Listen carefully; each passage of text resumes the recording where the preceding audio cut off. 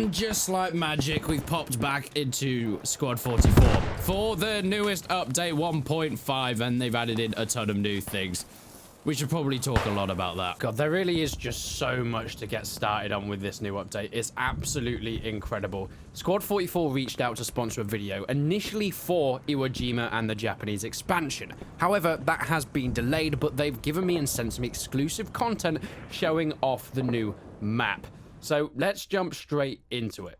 The Iwo Jima map is 1:1 scale, which is kind of awesome because they can do that. The southern half of the island is recreated with unprecedented accuracy, including Mount Suribachi and its intricate tunnel network. And we can actually see some of that within the gameplay itself.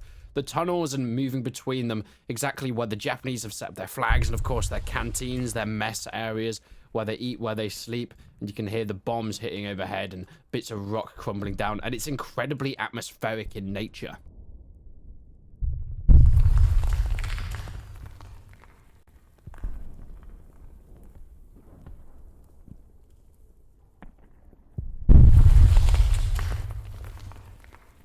Then we get the 2.7-kilometer long historically detailed battlefield reflecting the United States Marine Corps' harrowing landing. And we actually get a full look at where that beach landing is going to happen.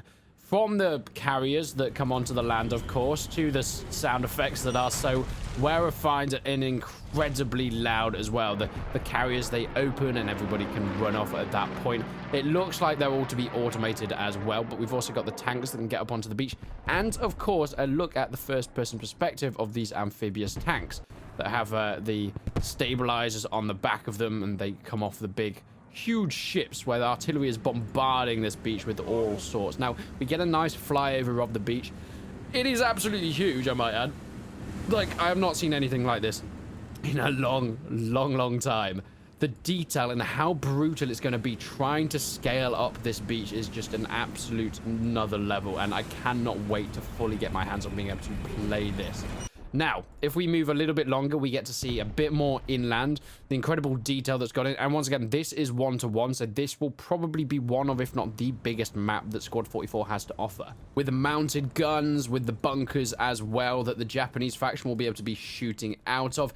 And of course, the airfield with those Japanese planes. There'll be Japanese Zeros and bombers and what you'd pretty much expect. Now, that's not all, though, because they have given some beautiful looks at some of the new weapons. Now, we can actually see a lot of this if we go into the new training mode that comes in with update 1.5. Now, update 1.5 has also added in a few new bits of itself. That is the version that is out now. And you can go underground into the subway and you get to see basically every single gun and weapon that's in the game. You've got the plunge mine. It's a lot of fun. You've got the katanas. You've got some of the Japanese uniforms. You've got, well, let me just play you me having fun in that place. I got a katana! That's all I've ever wanted in life. Look at this thing. Yeah. So what they have done is they've added in all the weapons that are coming in the Pacific update into the game. I mean, this is absolutely incredible. There is so much stuff here to explore, and I cannot wait. Oh my god, that sounds so good. I cannot wait to try them out in their fully fledged goodness. Hello. Oh god. Japanese, yeah. So this is the Japanese that are coming to the game. So you got all of their stuff. These are going to be aboard the aircraft carriers, which will be fun. And of course, you've got the we've already played around with the katana, the sword, and the Japanese Imperial Army. They're going to be a little bit of fun. All of this museum and all of this gun range is now out as part of Squad 44's update. But not just that, they have a new seeding game mode as well. It's kind of like a fast-paced version of Squad 44. Okay, so what essentially we're doing in this seeding game mode is pretty much, it's faster-paced stuff. As you see in the top right, there is a kill feed. I mean, some people will probably say it's taking a little bit away from what Squad 44 is.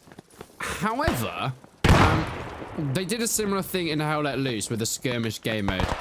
And admittedly, it wasn't all that popular, I'm going to be completely honest. But it'll be interesting to see how it pans out within Squad 44. I'm a bit... Oh, hello. I'm a bit skeptical. Ich habe Helfer! Helfer, bitte! Dankeschön. But despite all of this, there are tons and tons of balances that have happened to the game. I mean, look at all the Japanese weapons. I'll just have a few of them on screen. And that's pretty much everything they've added in. And the Japanese side is absolutely insane. And I cannot wait for this all to come out in full. Right, there's definitely people around here. First port of call, though. How do I get through the hedge? How do I...